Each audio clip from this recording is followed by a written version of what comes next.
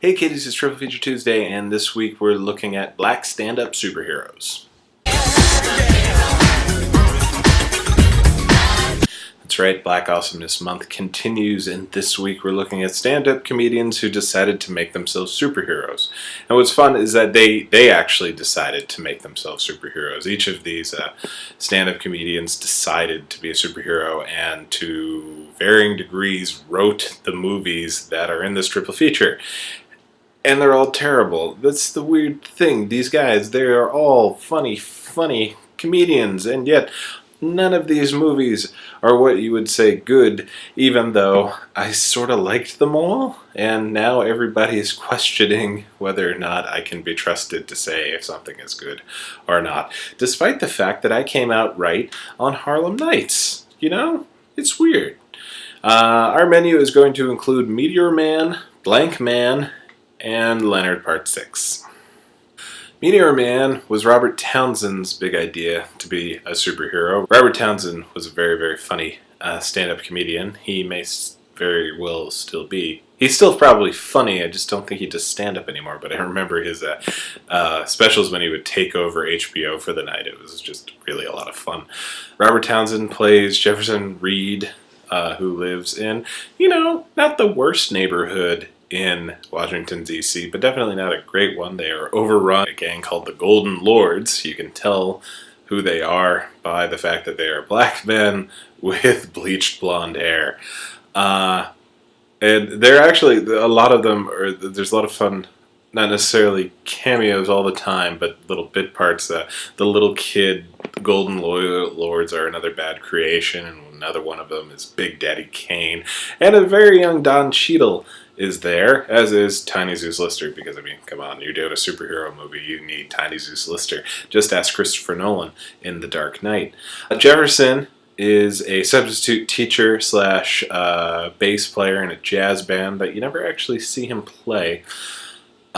He is struck by a meteor, and by struck I mean it is just leveled by a meteor, and then merges with the meteor and gets superpowers. Among which are super strength, invulnerability, flight, and the ability to absorb the knowledge of any book for 30 seconds, and then just nondescript superheroes. He's very Silver Age Superman throughout the film. And here's the thing. I thought it's stupid. It's a silly movie, but it's got a lot of a great message. Jefferson Reed, admittedly, is something of a wimp, but when he gets superpowers, he doesn't immediately start punching people in the face. He uses them to try to make the community nicer. He, busts up a crack or a drug house, but he doesn't beat anybody up. He doesn't destroy anything. He just, makes it so the police know where it is and gets everybody high. He stops a breaking and entering.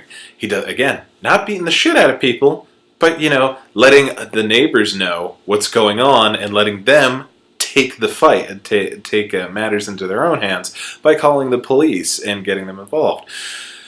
And then in a moment that just would never happen, you have the gangs shooting, both the Bloods and the Crips unified shooting at the police, and Meteor Man gets in between all of them, has everybody shoot at him because he's invulnerable, until they all decide to realize that this is silly and they need to come up with a better solution.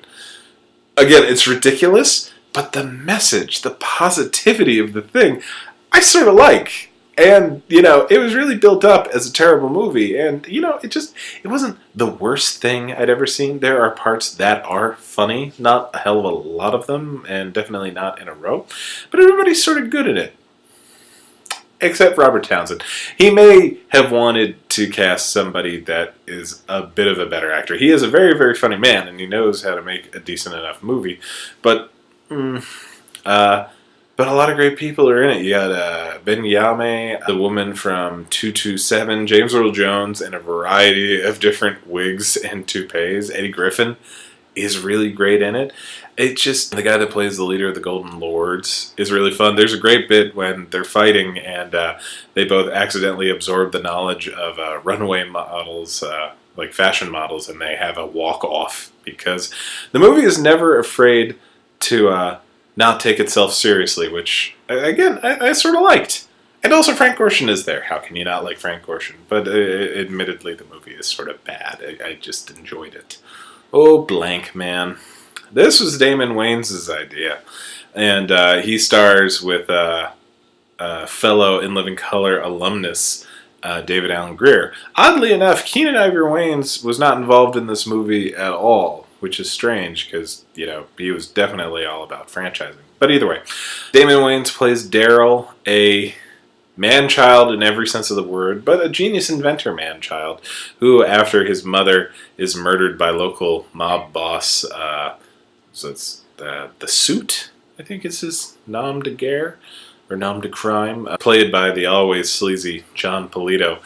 He decides to be a crime fighter, eventually called Blankman by other people. And what saves this movie for me is Damon Wayans' commitment to the performance. You never see him wink. He is balls to the wall annoying throughout this entire movie and just ridiculous. He never looks cool, even once. Because even when he sort of pulls off superhero stuff, it's as a bad imitation of Adam West, which is not to say that Adam West wasn't incredible. He is incredible. I'm saying this is a bad imitation of that in terms of over-the-top campiness. I love David Alan Grier in the movie as just the counterpoint to every ridiculous thing that Damon Wayans can come up with, and just always trying to inject common sense where there is none. And just the gags with the robot J5, which, double pun because of Jackson 5 and also Johnny 5. Robin Givens is pretty good in it. Jason Alexander as the sleazy tabloid TV show boss, or director rather, almost steals the movie. If he were in more scenes, he would have, but he's just wonderful and elevates the whole thing. Again, not great by any stretch of any means, but I really think Damon Wayans should be applauded for this performance because he's just completely ridiculous and committed to it. So I sort of like it. Plus, I used to watch it when I was little, and I just thought it was funny. It's probably not that good, but again, this is terrible triple features. It's not really great triple features. However, both movies look like Citizen Kane in comparison to Bill Cosby's Leonard Part 6. Now, okay, technically Leonard isn't really a superhero, but he's sort of the black James Bond. And if James Bond's not a superhero, I don't know what is, in terms of gadgets, Batman-y stuff. Leonard Part 6, the previous 5 movies are classified top secret and destroyed in the interest of national security. Leonard is a former CIA agent who is called out of retirement to stop a terrorist vegetarian organization who have managed to figure out a way to weaponize small critters by telling them the secret code word, which is Quellish. Whereas the other movies were balls to the wall, silly, and just a bit stupid. This is both. It is just really fucking stupid. It is a mind-bogglingly dumb movie. And not just in terms of the plot, but in terms of anybody thought that this could be a good thing. Here's the problem. I watched it when I was little, and I gotta tell you, 5-year-old Tom thinks this movie is a riot. And even worse, it turns out there's more than a little 5-year-old Tom that's still left in me, because I still sort of find the movie funny. I find any movie funny that just makes fun of vegetarians, because it's just vegetarianism. What the hell are you doing? Eat meat. It's delicious. And watching a guy's head explode because he ate a hot dog, that just makes me happy. Or, get burns by patties, or scaring away lobsters with melted butter, and or riding an ostrich underarm, heat-seeking rockets. It's the dumbest thing ever. And even Bill Cosby told people to not to go see it, so I don't know what else to say, other than these are 3 movies in which stand-up comedians of an African-American nature decided to be superheroes, and the results were terrible. I guess I can just thank my lucky stars Eddie Murphy hasn't felt the urge to make one, or else I'd have to watch another bad Eddie Murphy movie, which I'm probably going to have to next year. That's going to be fun. But come back next week. We'll have the conclusion of Black Awesomeness month, and I'll see you then.